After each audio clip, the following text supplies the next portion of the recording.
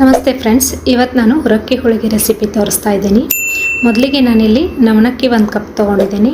ಇದೇ ಅಳತೆಯಿಂದ ನಾನು ಗೋಧಿ 1 ಕಪ್ಪು, ಅಕ್ಕಿ 1 ಕಪ್ಪು, ಕಡಲೆಬೇಳೆ 1 ಕಪ್ಪು ಇವು ನಾಲ್ಕನ್ನು ಸರಿಯಾಗಿ ಹುರ್ಕೊಂಡು ನಾವು ಇದನ್ನು ಗಿರಣಿಯಲ್ಲಿ ಹಿಟ್ಟು ಮಾಡಿಕೊಂಡು ಅದರಿಂದ ನಾವು ಈ ಹೋಳಿಗೆಯನ್ನು ರೆಡಿ ಮಾಡ್ಕೊಳ್ಬೇಕು.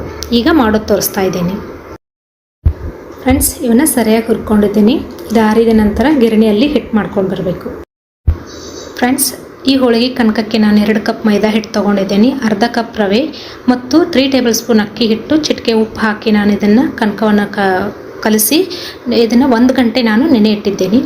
ಮತ್ತು 2 ಕಪ್ ಬೆಲ್ಲ ತೊಗೊಂಡು ಬೆಲ್ಲ ಸ್ವಲ್ಪ ನೀರು ಹಾಕಿ ಪಾಕ್ ಮಾಡ್ಕೊಳ್ಬಾರ್ದು, ಬೆಲ್ಲ ಕರಗುವವರೆಗೂ ಇದನ್ನು ಒಲೆ ಮೇಲೆ ಇಟ್ಟು ಬೆಲ್ಲ ಕರಗಿಸ್ಕೊಳ್ಬೇಕು ಫ್ರೆಂಡ್ಸ್. ಈ ಹಿಟ್ಟಿನಲ್ಲಿ ಸ್ವಲ್ಪ ಕಸಕಸೆ, ಏಲಕ್ಕಿ ಪುಡಿ, ಶುಂಠಿ ಪುಡಿ ಇವನ್ನೆಲ್ಲ ಹಾಕಿ ಸರಿಯಾಗಿ ಕಲಿಸ್ಕೊಳ್ಬೇಕು. ಬೆಲ್ಲ ಸರಿಯಾಗಿ ಕರಗಿದ ಮೇಲೆ ಬೆಲ್ಲದ ನೀರನ್ನು ಇದರಲ್ಲಿ ಹಾಕ್ಕೊಳ್ಬೇಕು.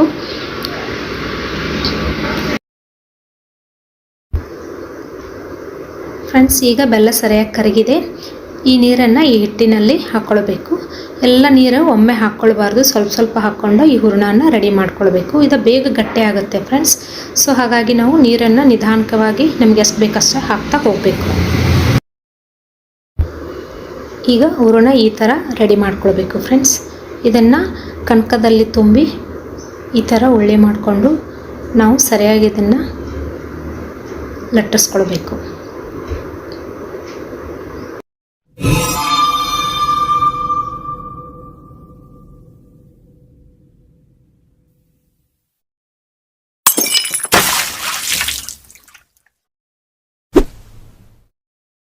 ಫ್ರೆಂಡ್ಸ್, ಇದನ್ನು ಈ ಥರ ಎಣ್ಣೆ ಹಚ್ಕೊಂಡು ನಿಧಾನ ಲಟ್ಟಿಸ್ಕೊಂಡು ಕಾದ ಎಣ್ಣೆಯಲ್ಲಿ ಇದನ್ನು ಫ್ರೈ ಮಾಡ್ಕೊಳ್ಬೇಕು.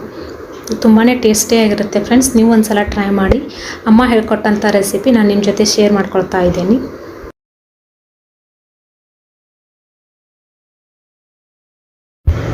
ಫ್ರೆಂಡ್ಸ್. ಈಗ ಹುರಕ್ಕಿ ಹೋಳಿಗೆ ರೆಡಿಯಾಗಿದೆ.